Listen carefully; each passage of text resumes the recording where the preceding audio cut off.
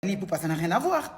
Ngane to bebana oyena buto ozo finga ngana kombo mutu na fingyo me mingambu point barre. Donc ngai na artiste bo tanga to suana te to bunda te to lukali kambote. J'ai pas de problème avec lui.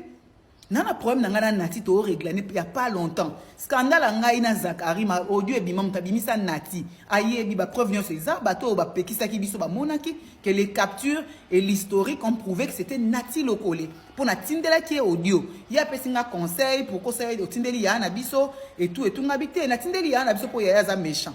Na yo na ye bomoninga il y a 2 semaines. Boyebi que fille a vidéo na ngaba na écart ya 10 à 12 kilos. Mais comment bo silka mamba buzoba? Et Nati est allé trop loin. Na kata groupe WhatsApp moi ba journaliste batindelinga capture à partir à Lubumbashi ba message au koma Nati o senga ba ya ko yebisa ngai.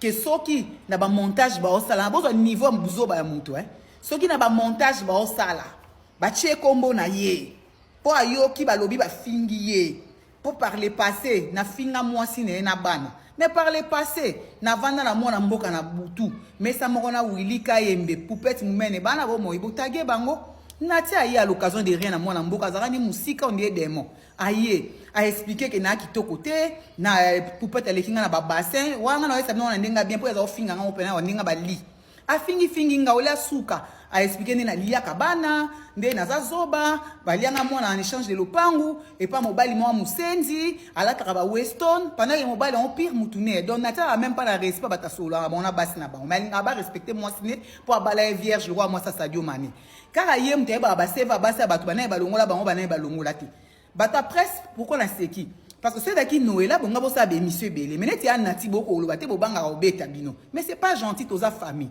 ceux qui moko asali mabe ceux qui bo globele même na miso bate bon mes côtés akaye parce que mbala sima